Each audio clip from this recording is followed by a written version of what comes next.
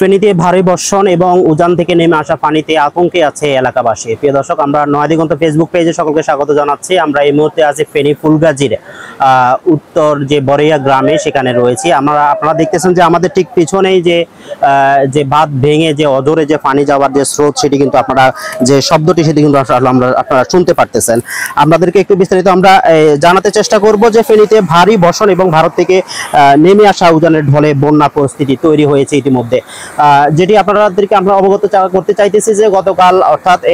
রাতেই কিন্তু এই বাঁধটি কিন্তু ভেঙে কিন্তু সেখান থেকে কিন্তু সেখান থেকে পানি কিন্তু সেখানে আসলে প্রবেশ করে কিন্তু যে বন্যার যে পরিস্থিতি সেটি কিন্তু আসলে সৃষ্টি হয়েছে। সেখানকার থেকে আপনাদেরকে একটু জানাতে চাচ্ছি যে সেখানকার সিলোনিয়া ও মোহরী নদীর পানি বইছে অর্থাৎ বিপদসীমার খুবই কাছাকাছি, যা স্থানীয় মানুষের মধ্যে তীব্র উদ্বেগও সৃষ্টি করেছে বটে। এছাড়াও আপনাদেরকে যদি আমরা জানাতে চেষ্টা করব, গত 24 ঘন্টা কিন্তু ফেনীতে রেকর্ড পরিমাপ অর্থাৎ 81 মিলিমিটার বৃষ্টিপাত রেকর্ড করা হয়েছে, যেখান থেকে আমরা কিছুক্ষণ আগেও কিন্তু এখানকার যে পানি উন্নয়ন বোর্ড সেখানকার থেকে আমরা কথা বলেছিলাম এবং কি তেমনটাই আসলে আমরা জানতে পেরেছিলাম। আপনারা দেখতেছেন যে এটি হচ্ছে কি আসলে মোহরী নদী থেকে যে অবস্থিত যে বরেয়া গ্রামের যে গ্রামটি রয়েছে, সেখানে কিন্তু যে বাঁধ ছিল সেটি কিন্তু গতকালই কিন্তু আসলে ভেঙে যায় এবং সেখান থেকে অর্থাৎ অন্তত সেই উত্তর বরেয়া এবং দক্ষিণ বরেয়া থেকে নামে দুইটি গ্রাম, অর্থাৎ এই পাশাপাশি দিয়ে অনেকগুলো গ্রাম অর্থাৎ 4-5টি গ্রামই কিন্তু আসলে প্লাবিত হয়। আমরা সেখান থেকে আপনাদের একটু জানানোর চেষ্টা করব। এর উপর থেকে অর্থাৎ ফলেই ধীরে ধীরে কিন্তু ফেনী নদীর যে পানি সেগুলো কিন্তু ধীরে ধীরে কিন্তু বাড়তেছে এবং সেখানকার মানুষের মধ্যে কিন্তু আতঙ্ক বিরাজ করছে। আপনাদেরকে যদি একটু আমরা দেখাতে চাই যে আমাদের ঠিক বিপরীত পাশে যেখান থেকে এটি একটি ব্রিজ ছিল, সেই ব্রিজ দিয়েই কিন্তু এখানে মানুষের যাতায়াত করতে এবং সেই ব্রিজটি ভেঙে কিন্তু সকালে যেখানকার ওই পাশের মানুষ কিন্তু পানিবন্দী অবস্থায় রয়েছেন এবং সেখান থেকে আমরা যখনই এই ঘটনাটি ঘটেছে তখনই কিন্তু আসলে আমরা জানতে পেরেছিলাম যে সেখান থেকে যে স্থানীয় যারা রয়েছেন অর্থাৎ এখানে উদ্ধারকর্মী হিসেবে স্বেচ্ছাসেবী সংগঠন এসে কিন্তু তাদেরকে উদ্ধার কাজ চালিয়েছেন। আপনাদের দেখতেছেন যে ব্রিজের ঠিক ওই পাশেও কিন্তু কিছু অনেকগুলো গ্রামে রয়েছে এবং সেখান থেকে কিন্তু সেখানে বাড়িঘর রয়েছে এবং বাড়িঘরের যে মানুষ কিন্তু তারাও কিন্তু আসলে কিন্তু পানিবদ্ধ অবস্থায় রয়েছেন। আপনারা দেখতেছেন যে সে গতকাল থেকেই কিন্তু এখনো পর্যন্ত সেখানে যে পানির যে নামার যে স্রোতের ধারা সেটি কিন্তু এখনো অব্যাহত রয়েছে এবং এই পানিগুলো কিন্তু মোহরী নদী থেকে বাঁধ ভেঙে কিন্তু মূলত ফেনী নদী থেকে আসলে প্রবাহিত হয়েছেন। কিছুক্ষণ আগেই এখানে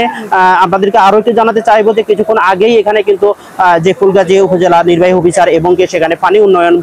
বোর্ডের যে কর্মকর্তা যিনি কিন্তু এসেছেন এবং সেখানে সংবাদকর্মীদের সাথে কথা বলেছিলেন এবং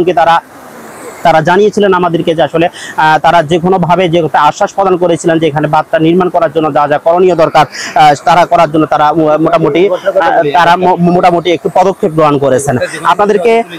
আপনাদেরকে যদি আরো একটু বলতে চাই যে এখানকার পানি উন্নয়ন বোর্ডের যে কর্মকর্তা এসেছিলেন তিনি কিন্তু এগুলো ছাড়াও কিন্তু যেখানে অর্থাৎ এই সড়কটি যে কিভাবে তো নিম্ন স্তরভাবে কাজ করা হয়েছে সেই বিষয়ে কিন্তু আসলে সংবাদকর্মী যারা রয়েছেন তারা প্রশ্ন করেছিলেন এবং তিনি সেই জবাবে কিন্তু বলেছিলেন যে সেখানে আসলে এটি অনেকটাই অর্থাৎ দুর্বল হয়ে যাওয়ার কারণেই কিন্তু মূলত বাঁধটি ভেঙে যায় এবং ভেঙে কিন্তু পানিগুলো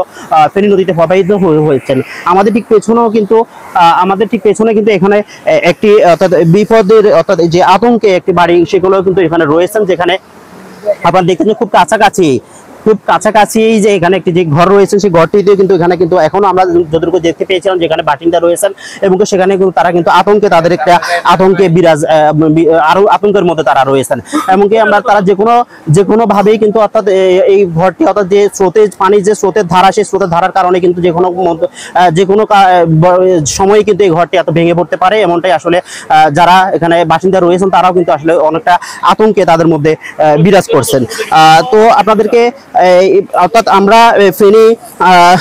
মুহুরী অর্থাৎ যে বাঁধটি রয়েছে সেই মুহুরী বাঁধের যে সর্বশেষ খবর আমরা আপনাদেরকে জানানোর চেষ্টা করেছিলাম।